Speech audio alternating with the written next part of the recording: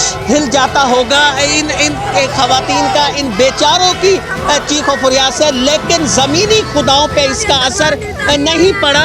आप तसव्वुर कीजिए, ये मासूम बच्चे, ये छोटे छोटे मासूम बच्चे कहाँ जाएं जिनके पास ये कायनात थी, यही इनके पास छत थी, ये छत इनसे छीन ली गई है। खुद इसका अंदाज़ा लगाया जा सकता है कि इस वक्त ये बच्चे कैसे यहाँ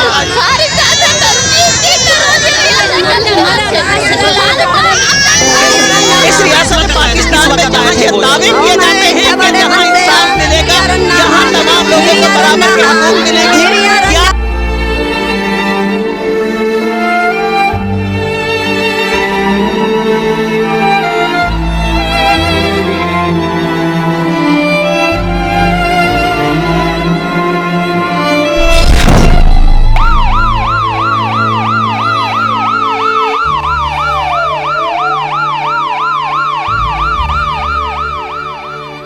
बिस्मिल्लाहिर्रहमानिर्रहीम, अस्सलाम वालेकुम नाज़रीन, अली अमजद चौधरी का सलाम कबूल कीजिए। ज़िला मुजफ्फरगढ़ का आखिरी इलाका है, आखिरी उसकी यूनियन कौंसिल है चक फराजी, जहाँ मैं मौजूद हूँ। और इस तरफ अगर मेरे पीछे देखा जाए, जवाना बंगला एक अहम तरीन मकाम है ज़िला मुजफ्फरगढ़ का, वो है। और अगर मैं इस तरफ आऊँ तो यहाँ दरियाए चनाब, जेहलम और रावी यहाँ से इकट्ठे होकर बह रहे हैं। इस जगह मैं जहाँ मौजूद हूँ, मेरे पस मंज़र के अंदर आपको कुछ लोग दिखाई दे रहे होंगे, बच्चे दिखाई दे रहे होंगे। इस जगह पे एक घर था और ये वो घर था कि जिनकी कुल कायनात यही घर था जिसमें ये मौजूद थे, लेकिन इस घर को गिरा दिया गया है। अब ये घर आशियाँ नहीं रहा, इसकी छत नहीं रही, ये लोग अब यहाँ बैठ नहीं सकते। इन लोगों के साथ क्या बीत रही है, इनके साथ हुआ क्या है, वो आप वीडियोस में भी आप देख रहे होंगे। लेकिन आइए हम आपकी बात करवाते हैं उन बच्चों से, उन मासूमों से, उन खवातीन से कि जिनके साथ ये सब कुछ बीती। उन्हीं की तरफ आपको लिए चलते हैं कि कैसे उनके साथ ये वाक़या पेश आया। इस वक्त वो खवातीन भी यहाँ मौजूद हैं, उन्हें देखा जा सकता है। ये वो जगह है जो नहर के किनारे पर आबाद, ये मुख्तसर सी जगह है, 4 से 5 मरले 6 मरले की ये अराज़ी होगी, जो भी यहाँ बर्दाश्त नहीं की गई। ये घर बने हुए थे, बने हुए घर यहाँ गिराए गए, इन मासूमों को बेसरो सामान किया गया, इन्हें बेछत कर दिया गया। ये खातून मेरे साथ यहाँ मौजूद हैं, उनसे पूछा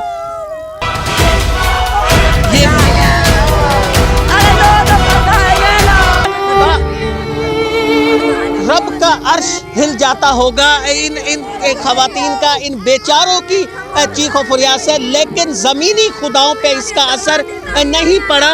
आप तसव्वुर कीजिए, ये मासूम बच्चे, ये छोटे छोटे मासूम बच्चे कहाँ जाएं जिनके पास ये कायनात थी, यही इनके पास छत थी, ये छत इनसे छीन ली गई है। उसके बाद इनके पास पूरी कायनात में अब इनके पास छत नहीं है। आज मौसम की शिद्दत का अंदाज़ा लगाया जा सकता है कि आप अपने कमरों में हीटर चलाते हैं, आप अपने कमरों में अंगीठियाँ चलाते हैं, आप अपने कमरों को गर्म रखते हैं, लेकिन जिन लोगों के पास छत नहीं है, ये रब की कायनात है, ये भी रब की मखलूक है, ये भी वही इंसान है कि जिन्हें यहाँ जीने का हक है। रियासत पाकिस्तान में इन्हें जीने का भी ऐसे ही हक है जैसे कि यहाँ के उमरा को, यहाँ के चुरपा को, सबको जीने का हक है। इन लोगों के साथ माँ जी कैसे हुआ, आपके साथ क्या हुआ? मेरे बच्चे सानू सर्दी रहती है, मेरे मकान डायने, मेरे 2 बारी बने जुड़ा मकान डायने, मेरे दूसरी बारी मकान डायने, मेरे राती बर्फ के बच्चे बैठे रहे, निक्के निक्के मेरे लोंदे दे बच्चे बैठे रहे। मैं गरीब आया, सा गरीब आया, सानू मुदाई फदा इमदाद करो, बेसाई सारी इमदाद करो। सारे निक्के निक्के बच्चे आज मैं तड़पने रात उते साडे हाथ कोठी साथ दीती ने मेरे घरे मैंने धिक्का दिता ने, मैं खंबे माई बची हूं। आपको भी मेरे बच्चे मारे गए, मेरे बच्चे साडी इमदाद कीती है, हमारा दिल साथ अल्लाह पोतर देवे, साडी इमदाद होश कीती है, सानू होश बचाया है, फिर साडी इमदाद। ये कौन लोग थे, कौन थे जिन्होंने आप पे ये तशद्दुद किया, आपके ये मकान गिराए, आपके किसके साथ? फकीर सारे आसपास रंद मलाड़े फकीर आंदो रंदा मरा साडी आते पाए गयानो सारे बच्चे रोते रहनो सारी सासा तंजीब की रोजी रिया से कलियां से सारे मार अब किस वक्त आए थे, किस वक्त आए थे वो जहाँ? हाँ मैं इतने बड़े बनते निरिया रन्ना मेरे पोत्र मेरे बच्चे तले दे दिया साढ़े सेरे छोटे मान साडू ते जुलम पाया सु पितड़ा मुस्ती पितड़ा लुंडी फकीर दी है का लुंडी कुत्ती साडू ते जुलम पाया रन्ना ने घर आई मुस्ती फकीर साला के खलोतरी मुफ्त बा फकीर रन्ना आके साडे बच्चे कत्ल कर दिया सानू कत्ल कर दिया आपके पास इसके अलावा आपके पास कोई घर है रहने के लिए? साडी इमदाद करो कोई और घर इसके अलावा आपके पास रहने के लिए है या कोई घर नहीं है आपके पास? साडे मुस्ती फकीर सलाला ते कलरिया साडे घर कोई नहीं साडे बच्चे ढाल के पैर साडे बच्चे वहां बुखार ना लेन साडे बिटे बाल रोते रहे तड़फते रहे साडी इमदाद करो। ये बच्चे ये आपको छोटे छोटे से ये बच्चे, ये कितना खानदान है, ये खानदान कहाँ गुजारेगा रात? इन खानदान के पास तो खेमे भी नहीं है, इन लोगों से तो इनकी छत बिल्कुल छीन ली गई है, इन लोगों के पास खेमे नहीं है, इन लोगों की बसर कैसे होगी? उन लोगों के ये कि जिनके पास एक बड़े आसाइश वाले कमरे होते हैं, जिनके पास हीटर होते हैं, जिनके कमरे गर्म होते हैं, जिनके पास कंबल होते हैं, जिनके पास तमाम लिबास होते हैं, उनको क्या अंदाजा हो सकता है कि ये खानदान कैसे इस वक्त अपनी ये जिंदगी बसर कर रहा होगा? मैं आपको दिखा,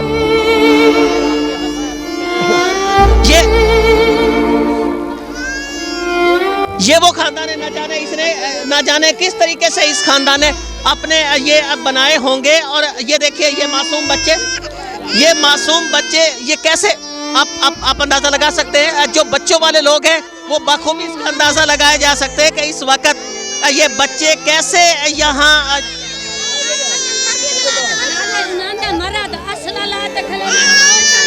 इस रियासत पाकिस्तान में जहाँ ये दावे किए जाते हैं कि यहाँ इंसाफ मिलेगा, यहाँ तमाम लोगों को बराबर के हकूक मिलेंगे, क्या ये लोग इंडियन शहरी हैं? क्या ये लोग अफ्रीका के रहने वाले हैं? क्या ये लोग किसी और नस्ल से किसी और ममालिक के रहने वाले? ये लोग भी पाकिस्तान के शहरी हैं, ये भी आपका आने वाला कल का मुस्तकबिल है। और आपके मुस्तकबिल के साथ क्या हो रहा है कि आपकी छत, उनसे छत उनकी छीनी जा रही है, आप उनको रोजगार अगर नहीं फराम कर सकते, आप कुछ भी नहीं दे सकते, लेकिन अगर आप आशियां, आप छत भी छीन लेते हैं तो ये रियासत के ये शहरी आपके साथ कहाँ जाएंगे? ये खवातीन, ये बच्चे इस वक्त किस हालत के अंदर मौजूद है? मैं समझता हूँ कि तारीख का एक बड़ा जुल्म यहाँ भी दोहराया जा रहा है। कुछ ऐसे मजालिम होते जो शायद नजरों से ओझल रहे थे, ये उन्हीं मजालिम में से एक ऐसा बड़ा जुल्म है कि जो अब आज भी बहुत सारे लोगों की नज़रों से ओझल है। मेरे साथ यहाँ अहम तरीन शख्सियत मौजूद हैं, मखदूम ज़ादा बिलाल आबिद बुखारी साहब। उनसे भी पूछूंगा कि मखदूम साहब ये क्या हो रहा है? इस किस्म के मजालिम देखने को नहीं मिलते, इस किस्म के मजालिम सुना था कि किताबों के अंदर होते हैं, आज भी इस दौर के अंदर ऐसे मजालिम हो रहे हैं? जी अली भी, मैं रात को देखी जवेद साकी की पोस्ट तो मुझे खुद यकीन नहीं आया कि ये हमारा इलाका है, जवाना बंगला, चक फराजी यूनियन काउंसिल। मैं खुद हैरान हो गया, ये जगह जहाँ हम खड़े हैं ये पीर कमाल है।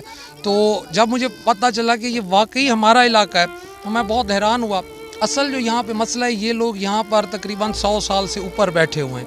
यहाँ ये 2 सड़कें लग रही हैं इस लोकेशन को, तो जब ये जहाँ बैठे थे तब ये एक गांव का इलाका था। अब यहाँ पे पक्की रोड बनी है तो इनको एक और ग्रुप के बंदे हैं जो तंग कर रहे हैं। पहले भी इनके साथ उन्होंने तोड़ने की कोशिश की है, इनके घर को इन्होंने पुलिस में रिपोर्ट की है। अगर उस वक्त मखदूम साहब, आज के दौर में भी ऐसा होता है कि आप दिन दिहाड़े आए, आप शाम को आए, मकान गिरा दें, उनके बच्चे बेसरो सामान कर दें, बगैर छत के कर दें, इतने मजालिम आज भी तसव्वुर भी नहीं किया जा सकता जो जुल्म आज यहाँ हुआ है। देखें, अगर इंसान जब गूंगे हो जाएं, जब इंसान अंधे हो जाएं, जब आपकी हुकूमत की आंखें हों लेकिन वो देख ना सके तो फिर ऐसे ही काम होते हैं। अब मैंने तो देखा है, रात को मैं पहुंचा हूं और मुझे खुद को यकीन नहीं आ रहा था, लेकिन यहाँ अब ये है कि इनका घर तो टूट गया, अब उसको बनवाएगा कौन? इनको इमदाद की ज़रूरत। मैं तो इन्हें कहने आया हूँ कि आप चलो मेरे घर में चल के रहो, लेकिन ये लोग तैयार नहीं, क्योंकि हर घर से, हर किसी घर मकानों से नहीं बनता, घर रहने से बनता है, इंसानों से बनता है। तो ये लोग मेरे साथ अब इनकी जो मेन है, एक तो पहले इन्होंने पुलिस को बताया, पुलिस ने इनकी कोई मतलब सपोर्ट करते तो दोबारा वो इतने इनको दोबारा इस तरीके से देखे ना, छतें उखाड़ी हुई हैं, टैंकी घर की ये नीचे पड़ी हुई है, कमरे सारे छत के बगैर, कितने सारे बच्चे एक घर में रह रहे हैं, ज़्यादा से ज़्यादा 10 मरले 20 मरले जगह होगी, और ये इनको बेछत करके वो अगले चले गए। इसलिए कि पहली दफ़ा पुलिस ने कार्रवाई नहीं की, दूसरी दफ़ा फिर ये 1-5 करते रहे, पुलिस मौके पर पहुंचती तो इतना सारा डैमेज। मैंने इनसे पूछा कि आप ये क्या बिल्डोज़र से गिराया है या ट्रैक्टर से गिराया है? वो कह रहे हैं हाथों से गिराया है, हाथों से गिराया, वो ये कह रहे हैं। तो अगर वो हाथों से गिराते हुए भी पुलिस नहीं पहुंची, आप 1-5 पे आने पे यहाँ से सिर्फ 4-5 किलोमीटर दूर थाना है, तो कितना टाइम लगेगा? अब इनका जो इनकी मेन है, देखें ये इनका घर है, ये इनको यहाँ से कोई हटा नहीं सकता, ये इनका घर है, इन्होंने यहाँ पे ही रहना है। अगर ये मकानों के भूखे होते तो ये मेरे साथ चलते। ये यहाँ इनकी रूहें बसती हैं, इनके बुजुर्ग, यहाँ से इनको कोई, अब कहने की ये बात है कि नेक्स्ट टाइम ये अभी भी बता रहे हैं कि इनको धमकियाँ मिल रही हैं, तो इतना कुछ होने के बाद भी इनको धमकियाँ मिलें तो ये नहीं होना चाहिए, इसकी रोकथाम होनी चाहिए।